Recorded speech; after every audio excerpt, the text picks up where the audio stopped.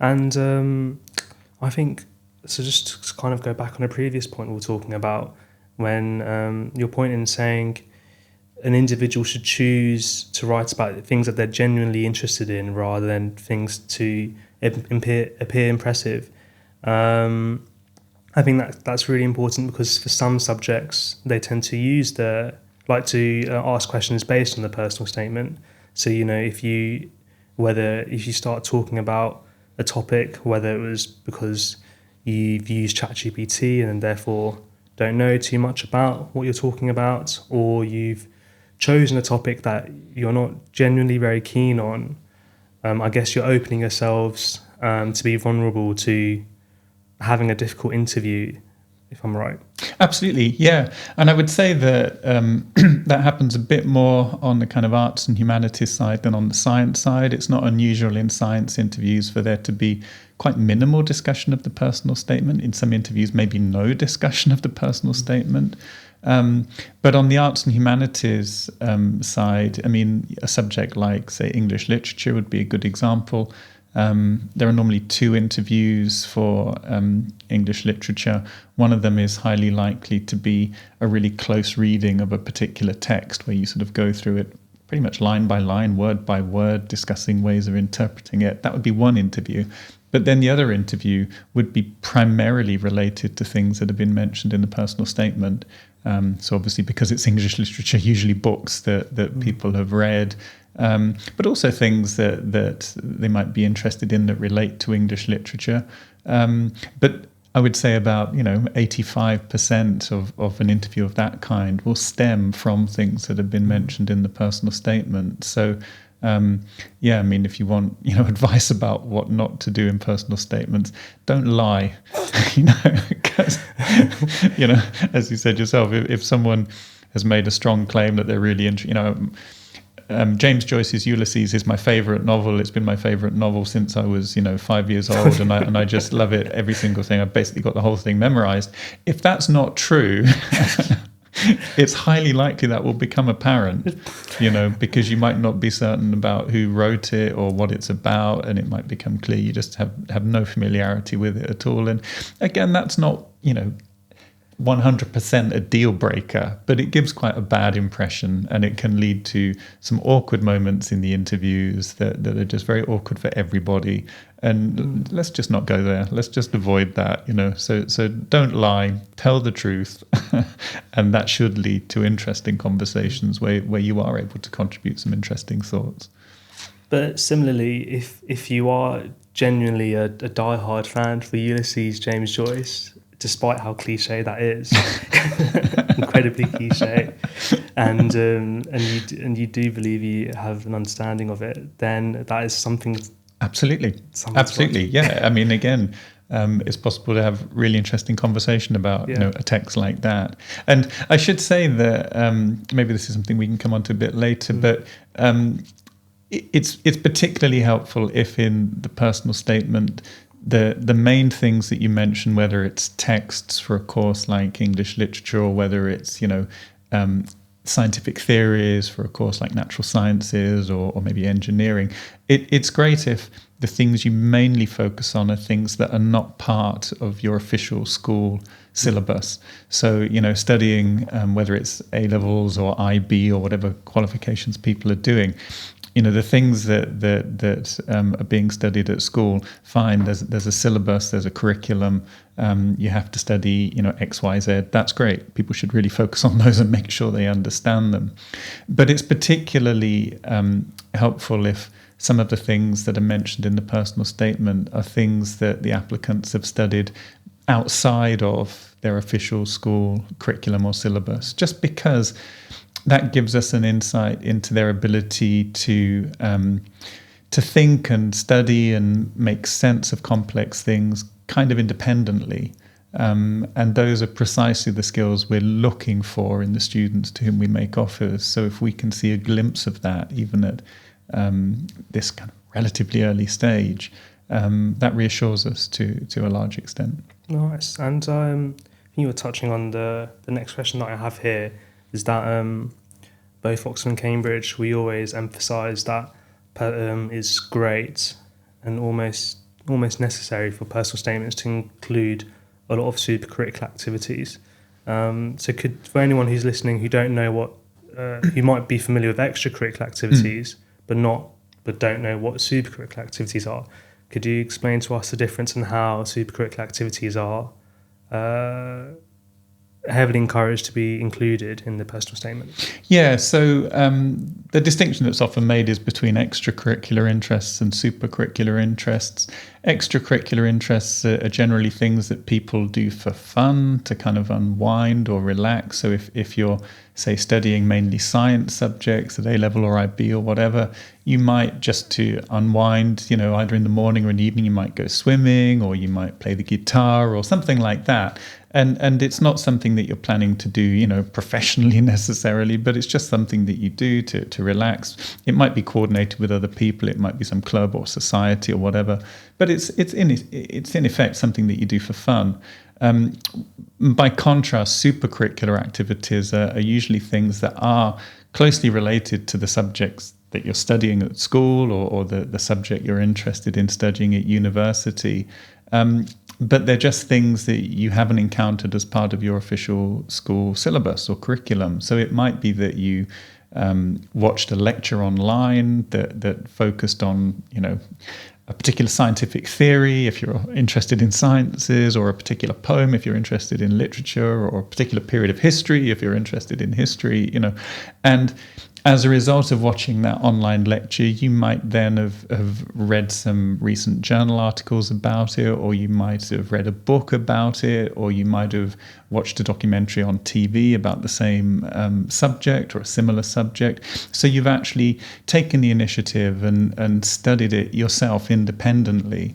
And that's broadly what we mean by supercurricular activities. And for some subjects, it can be slightly murky, the boundary line between one and the other. So, if people are applying to study music, for instance, they may well also play music to relax in the evening because they're interested in music.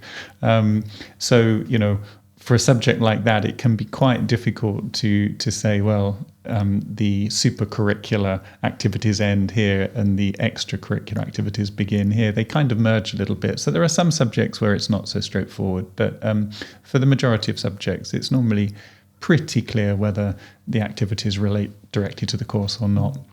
And for some people, like their extracurriculars are entirely supercurriculars in that what someone might do for fun would be be to read more, to play the instruments, if they're applying for music. And there's no shame in that, far from it. Well, That's absolutely fine. That's absolutely fine. So again, we were saying earlier that you shouldn't lie on your personal statement. And if you write a completely 100% honest personal statement and you read it through and you think, oh, but it makes me sound like such a nerd, that is not a problem. That is not a problem at all. If that's an honest reflection of your interests, and if you do read things for fun or whatever that relate to your subject, just tell us that. You don't need to pretend that you do anything else. Yeah, I know one of my friends at uni, he was a maths student, loved maths. He really had second thoughts about applying to Oxbridge, but his dad really had a lot of faith in him. And his favourite thing to do in the evenings would be to do some coding, nothing to do with maths. I think there was his formal maths, that the maths he had to hand in, and then the fun maths outside of it. And there's loads of students like that. That's one of the great things about Oxford and Cambridge, the people you meet and the interests they have, both in their degrees and outside of it. And I think if you're listening to this and you think, well, I do just genuinely love reading into my subject in my spare time, then that is exactly the kind of stuff you want to write in your personal statement. Yeah. And it's funny because I think so often these days when people talk about well-being and stuff like that, and trying to make sure that you stay relaxed and don't get stressed. The examples I often give are things on the art side. So I say things like, you should maybe try painting, or you should maybe try, playing music, or maybe try dancing. All of those things are fine. I think for certain individuals, something like coding is a great way to stay calm and relaxed. So I think sometimes there's a bit of a sort of skew in the well-being towards there's a lot arts of creativity related. in coding. Absolutely. It's not, problem solving, getting yourselves out of it needs and he'd, my friend Jacob, he would say, you'd have to have a really lateral and creative mind, because you hit brick walls all the time. For me, it was chemistry, which is what I studied, organic chemistry. I mean, I was talking to my friend who studied English. I said, the reason I chose chemistry is because I wanted to be able to have a blank page in front of me and let my creativity run wild. And she just didn't understand why. That she was like, why didn't you apply for English? Which is a valid point, but I think that feeling of you have like a starting molecule and an end molecule, and you have to find a way of getting from the beginning to the end, and the creativity, the rules that and trying to bend them in a way that makes sense is very similar to, I guess, if someone was writing poetry and there's a list of like poetry rules they have to follow, but within those boundaries they're wanting to produce something. I mean they're very similar, similar things. And I think all of these things can be really enjoyable. And so if people are doing these kind of things for fun in the evening or whatever, that's great. And all they need to do in their personal statement is tell us about it a little bit, because we'll be interested. Yeah, it's a perfect coincidence when you're applying for a degree that is your pastime. This is very much like the place to apply for if it is your pastime. One thing we were talking about before, about like writing personal statements and like about how that reflects of interviews. I remember when I was writing my personal statement, so it included a lot of super-curricular activities that I'd looked into in chemistry, but I purposely chose things that I wanted the interviewers to ask about.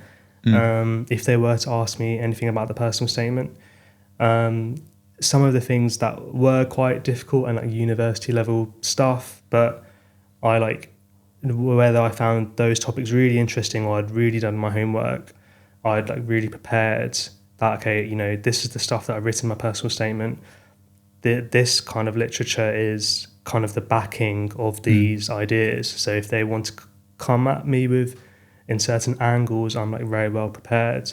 So when you're writing your personal statement, if you write about stuff that you're genuinely interested in, then no matter which angle an interviewer comes at you with a question, if it's your genuine interest, you probably will have a lot to say about it. But that doesn't tend to be the case when an individual's try to write, like, be something else that's not themselves, because there's well, then it's just all fake, and that's a difficult situation to be in for everyone, I mean, it's almost impossible to pretend to be someone else in the personal statement and then in the interviews, and to do it convincingly. If you're genuinely interested in something, that becomes apparent really quickly, and if you're really not interested in it at all, that becomes apparent really quickly. And yes, it makes perfect sense to focus on things in the personal statement that you would be happy discussing in the interviews, but there's no guarantee that you will be asked questions about it. So, if we're thinking about it from the interview perspective, the people who are sort of in charge of organising the sort of progression through the interview will be the interviewers, and they may choose to ask one short question about the personal statement. They may choose to ask no questions about it. So you can't guarantee a discussion of a particular topic. But I think the best way of thinking about it is, okay, I want to mention X, Y, and Z in the main part of my personal statement. are those topics I would enjoy discussing if I were to be given the opportunity with people who are real specialists in these areas? And if the answer to that is, yeah, that would be fun actually. I mean, they'd probably know more about it than I do, but I would enjoy having the chance to discuss it with them, then those are probably good things to include. Yeah.